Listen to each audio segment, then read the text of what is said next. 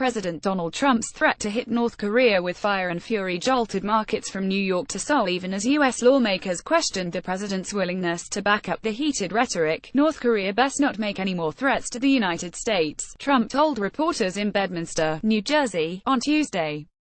They will be met with fire, fury and, frankly, power the likes of which this world has never seen before. 4 U.S. B-1B Lancer bombers at Andersen Air Force Base, Guam, in February. Trump's remarks came as North Korea, reacting to new United Nations sanctions against its nuclear weapons program, warned the U.S. would pay dearly and said it was examining plans to fire a missile toward an American military base on Guam.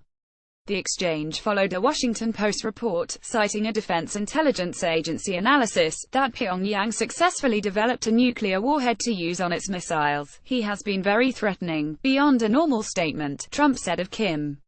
While global powers and financial markets have long been accustomed to over-the-top rhetoric from North Korea, the U.S. has traditionally taken a more diplomatic stance. Trump's suggestion he might meet Kim's threats with action startled markets and prompted a renewed focus on the narrowing list of military and economic options available. What a U.S.-North Korea war might look like. Quick take: CAD SP 500 index fell to session lows Tuesday, and the CBOE volatility index jumped 11% after Trump spoke. The comments jolted markets from a summer slumber, with U.S. assets largely little changed for most of the session. South Korea's benchmark KOSPI fell 1.1%, while the won declined as much as 0.8%, falling to her 3-week low. Japan's TOPIX index had the biggest slide in almost 3 months. Whether the president first consulted with allies, the Pentagon or other government agencies was unknown. It also wasn't clear whether Trump's fire and fury threat described a conventional strike or one involving nuclear weapons. The Defense Department offered no explanation. "We remain prepared to defend ourselves and our allies and to use the full range of capabilities at our disposal against the growing threat from North Korea," Pentagon spokesman Johnny Michael said in an email. South Korea said on Wednesday it was monitoring for any additional moves by North Korea, and would continue to push for peace. Japan welcomed the U.S.'s decision to keep all options on the table, Chief Cabinet Secretary Yoshihide Suga told reporters in Tokyo.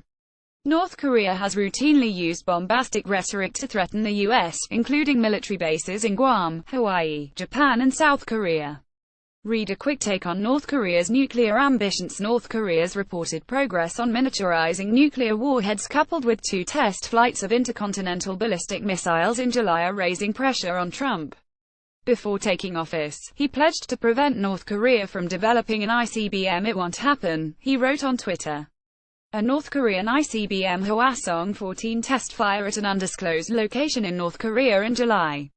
With his latest comments, Trump runs the risk of entrapping himself in his own rhetoric, said Scott Snyder, director of the Program on U.S.-Korea Policy at the Council on Foreign Relations. "If he pursues that, it's hard for me to see how it can accomplish anything positive," he said.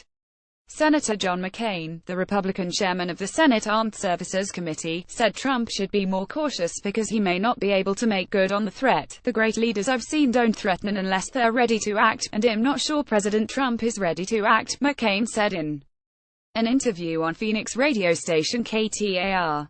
"It's the classic Trump, in that he overstates things," absurd Red Liner Representative Eliot Engel, the top Democrat on the House Foreign Affairs Committee, said Trump's latest comments undermined American credibility by drawing an absurd red line. Just days ago, Trump was praising the UN Security Council's unanimous decision to tighten sanctions on North Korea, targeting about $1 billion of the nation's approximately $3 billion in exports. Some analysts say those measures are too little, too late to slow Kim's momentum. While Kim's efforts to develop a missile capable of delivering a nuclear weapon to the continental U.S. face big technological hurdles, he has made significant progress.